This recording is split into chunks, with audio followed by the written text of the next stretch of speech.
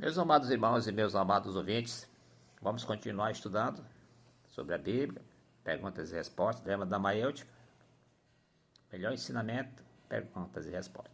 Eis a pergunta 93. Fala o seguinte: quais são os sacramentos do Novo Testamento? Resposta: os sacramentos do Novo Testamento são o batismo e a Santa Ceia.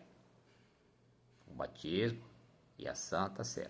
Em Atos 10, 47 e 48 está escrito: o Espírito Santo desce sobre os gentios, pois os ouviram falando em línguas e engrandecendo a Deus. Então perguntou Pedro: porventura pode alguém recusar água para que não seja batizado estes que assim como nós receberam o Espírito Santo? E ordenou que fossem batizados em nome de Jesus Cristo. Então lhes pediram que permanecesse com eles por alguns dias. 1 Coríntios 11, 23, repetindo sobre a instrução quanto à celebração da ceia do Senhor. Não tendes porventura? Então, o verso 23, Paulo escreve: porque eu recebi do Senhor, que também vos entreguei, que o Senhor Jesus, na noite que foi traído, tomou o pão, e tendo dado graças, o partiu e disse: isto é o meu corpo, que é dado por vós, fazei isto em memória de mim. A pergunta 94, meus irmãos: que é o batismo? O batismo é o sacramento no qual o lavar com água em nome do Pai, do Filho e do Espírito Santo significa e sela a nossa união com Cristo, a participação das bênçãos do pacto da graça e a promessa de pertencermos ao Senhor. Temos diversas referências aqui.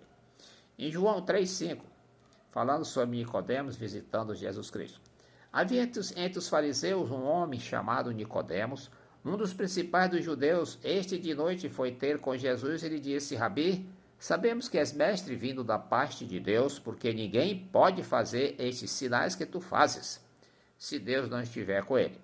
A isto respondeu Jesus: em verdade, eu te digo, se não nascer de novo, não poderás ver o reino de Deus. E aquele homem perguntou: o que é nascido da carne é carne, e o que é nascido do Espírito é Espírito. Não te admire de eu te dizer: importa-vos nascer de novo. Em Romanos 6, de 1 a 11, está falando sobre livre do pecado pela graça. Que diremos, pois? Permaneceremos no pecado para que seja a graça mais abundante? De modo nenhum. Como viveremos ainda no pecado nós, os que para ele morremos? Ou, porventura, ignorais que todos nós que fomos batizados em Cristo Jesus fomos batizados na sua morte?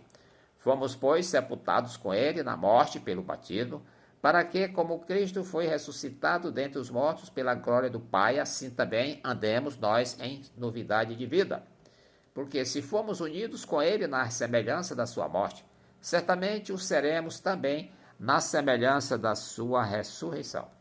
Sabendo isto, que foi crucificado com ele o nosso velho homem, para que o corpo do pecado seja destruído e não sirvamos o pecado como escravos. Porquanto, quem morreu está justificado do pecado. Ora, se já morremos com Cristo, cremos que também com ele viveremos.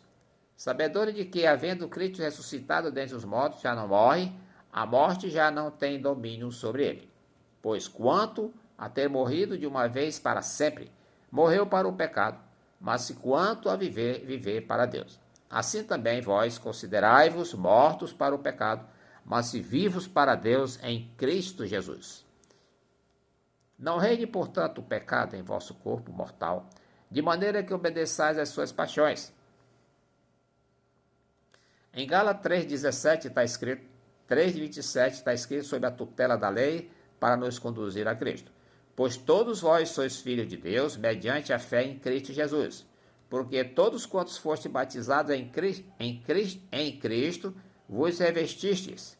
Disseste: não pode haver judeu, nem grego, nem escravo, nem liberto, nem homem, nem mulher, porque todos vós sois em Cristo Jesus. E se sois de Cristo, também sois descendente de Abraão e herdeiro segundo a promessa. Que Deus nos abençoe. Amém.